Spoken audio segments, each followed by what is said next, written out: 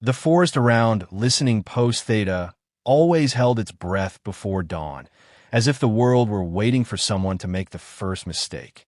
Frost clung to every fallen branch, turning the small encampment into a pale cluster of shapes half swallowed by mist.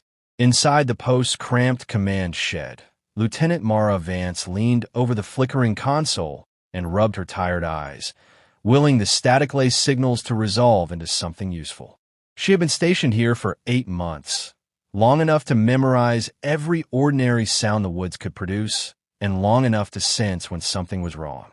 Across from her, Technician Hale Soren adjusted the calibration on the subspace receivers. His movements were careful, almost reverent. Hale believed that machines responded to respect, and Mara had stopped teasing him about it after witnessing his uncanny ability to coax clarity out of broken equipment. Tonight, however, even he couldn't filter the unease humming through the wires. "They're probing again," he murmured, tapping a frequency spike that pulsed like a heartbeat. "Same pattern as last week, but stronger." Mara nodded. "And closer. Their scouts aren't supposed to be anywhere near this sector." A soft chime sounded behind them as Communications Officer Rhea Kessel stepped in, clutching a datapad. Her expression was tight, disciplined, but her eyes betrayed worry. "Command isn't answering. Whatever we send is bouncing back." "That doesn't happen," Hale said, momentarily forgetting his calm. "Not unless someone wants to keep us isolated," Mara finished. She pushed away from the console and paced the narrow room. The listening post wasn't a military fortress. It was a sensor pod with walls, little more than an early warning station filled with outdated tech and a skeleton crew. If an enemy wanted to remove it, they could. Easily. Yet they hadn't, at least not until now. Mara's gaze drifted to the forest beyond the window. In the shifting fog, she imagined shapes. The predators they'd been monitoring for months. The unknown enemy whose transmissions always danced just out of human comprehension. She had hoped the frontier would remain cold and distant. She had hoped the rumors of escalating alien aggression were exaggerations. The ground trembled, subtle but unmistakable. Hale froze. "Did you feel?" The lights cut out. In the same instant, every piece of equipment screamed with a surge of static before dying outright. Rhea dropped her datapad, and the crash echoed through the dark like a gunshot. Mara's training kicked in. Emergency protocol. Backup power now. But the backup generator refused to respond. Something outside let out a low thrum, a sound that reminded Mara of a thunderstorm trapped underground. The doors rattled. Frost drifted from the ceiling, shaken loose the way dust might fall in a collapsing building. Rhea's voice quivered. "EMP drone." "Not ours," Hale whispered. The next tremor hit like a fist. Metal shrieked. The roof tore open in a shower of sparks as a column of blue-white light slammed into the center of the shed. Mara dove, dragging Hale with her as consoles burst apart. Heat washed across her back, searing but brief. Through the chaos, she saw a silhouette outside, tall, armored, moving with deliberate calm. The alien officer raised one hand, signaling unseen units. His stance radiated cold authority, as though the destruction happening around him were nothing more than a routine task. Mara crawled toward the auxiliary transmitter, half buried under debris. She slapped the emergency beacon. A half-second chirp answered, weak, distorted but alive. The alien officer turned his head, sensing it. A signal punched through the atmosphere. Then darkness swallowed everything. Earth Command received the fractured beacon with a jolt that rippled through every operations center in the orbital citadel.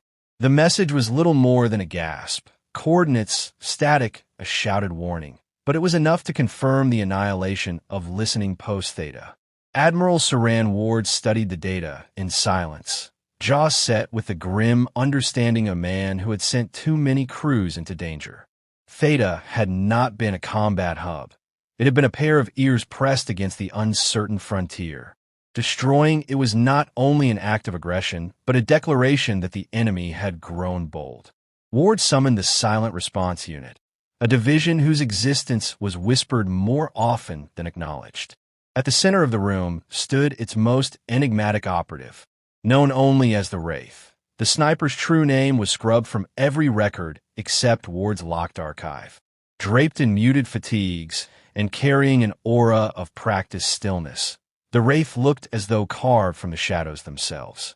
Ward had once described the sniper as a weapon that breathed only because biology required it. They hit Theta, Ward said, projecting the ruin across the holodeble. No survivors detected. The Wraith's posture tightened almost imperceptibly, but the change was enough to reveal a flicker of emotion. The Wraith had served along the same frontier years ago, losing a trusted partner during an alien raid that bore similarities to this attack. Though the sniper rarely spoke, Ward sensed the memory stirring behind the impenetrable calm. "I want the officer who did this identified and eliminated," Ward continued. "No spectacle, no public retaliation, a single, surgical answer." The Wraith nodded once. Words were unnecessary. The mission was already accepted and internalized. Ward admired the sniper's restraint. Others in the division had a tendency toward theatrics, but the Wraith embodied the doctrine of silence. Strike without announcement, vanish without proof. Preparations began immediately. The Wraith moved through the armory with unhurried confidence, selecting equipment with the precision of someone choosing tools for a delicate craft. The rifle was a long, obsidian instrument tuned for atmospheric drift and gravitational quirks unique to the frontier forest where Theta had stood. Thermal shielded plates were tested, optical dampening calibrated, breath regulators checked. Everything was designed to ensure invisibility, even in the stark clarity of frozen woodland. A briefing officer provided the last telemetry captured before the post fell. The alien officer responsible had remained near the ruins after the assault, overseeing a systematic purge of any trace that humans had ever detected the species' communications network. That lingering presence made the Wraith's mission possible. Arrogance, Ward mused, was often the first crack in an enemy's armor. Insertion coordinates were finalized, aligning the drop path with the densest part of the forest canopy. The Wraith boarded the stealth skiff, securing the rifle and anchoring to the harness as the hatch sealed with a hiss. Ward appeared on the comm screen for a final word. "Make it quiet," he said. The Wraith lowered their eyes in acknowledgement. Moments later, the skiff slipped from orbit like a discarded shadow. Through the small viewport, the planet's night side stretched into a tapestry of silver clouds and dark forests. The descent was soundless, each vibration dampened until it felt less like falling and more like being lowered into a dream that tasted of cold metal and vengeance withheld. The skiff released the Wraith above the treeline. Parachutes unfurled silently, catching the air with barely a tremor. Boots touched frozen soil without a whisper. The mission had begun, and the forest welcomed silence. The alien officer surveyed the smoldering remnants of listening post-Theta with an air of clinical detachment, as though the ruin before him were the natural outcome of an equation he had already solved. His armor pulsed faintly in the cold air, responding to encrypted commands transmitted from orbit. He listened to the reports from his subordinates, each confirming the same conclusion. The humans had been unprepared, their technology primitive, their personnel easily overwhelmed. Yet a faint crease along the officer's brow betrayed unease. The brief signal that escaped during the assault gnawed at him, a loose thread in an otherwise perfect operation. He ordered additional sweeps of the forest, unwilling to leave even the shadow of a mistake behind. Several kilometers away, the Wraith lay motionless beneath a shroud of frost-laced moss, observing the alien's movements through the long, matte barrel of the rifle. The sniper had been waiting since before dawn, controlling breath, pulse, and even thought to maintain a level of stillness that bordered on asceticism. Hours stretched with the steady patience of stone, yet the Wraith reveled in the discipline required to remain unseen. Silence was not merely a tactic, it was a sanctuary. In it, the Wraith found purpose, perhaps the only one that had ever made sense since the loss of the partner who had once shared this kind of vigil. The clearing where the alien officer now stood was a calculated space, chosen by the enemy for its visibility and strategic vantage. The Wraith studied it with a practiced eye, noting wind direction, heat signatures, and the subtle distortion caused by the officer's energy shield. Each observation slid into place like components in a familiar mechanism, but the mission demanded absolute certainty. The officer wore armor that had repelled direct human fire during previous encounters. Only a handful of vulnerable seams existed, and they could be exploited only if the shot was placed with perfect timing. The Wraith inhaled deeply, letting the cold air sharpen focus. Through the scope, the alien's movements carried a rhythm of authority, a commander accustomed to obedience and victory. He gestured toward the forest edge, sending 2 scouts to investigate a cluster of fallen branches. The Wraith's heartbeat slowed. A shot now would be possible, but not optimal. Patience remained the operative weapon. Minutes ticked by, each stretching thin enough to hum with tension. The Wraith tracked the alien officer as he paced toward a fractured piece of human equipment half buried in the earth. He knelt, examining it with slow, deliberate interest. The angle of his head lowered, exposing a narrow segment beneath the helmet's rear plates.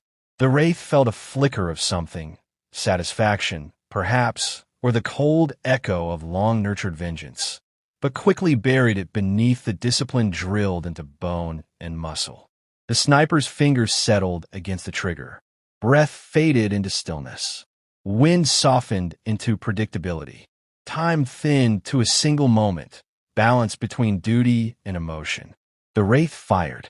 The recoil was gentle, almost polite. The subsonic round cut through the air with no more presence than a passing thought. Through the scope, the Wraith watched the officer jolt, armor dimming as the projectile breached the single vulnerable seam. He collapsed without sound, knees folding beneath him like a structure whose supports had vanished. For a heartbeat, the clearing held its breath. Then alien soldiers surged forward, shouting in alarm, scanning the trees in frantic confusion.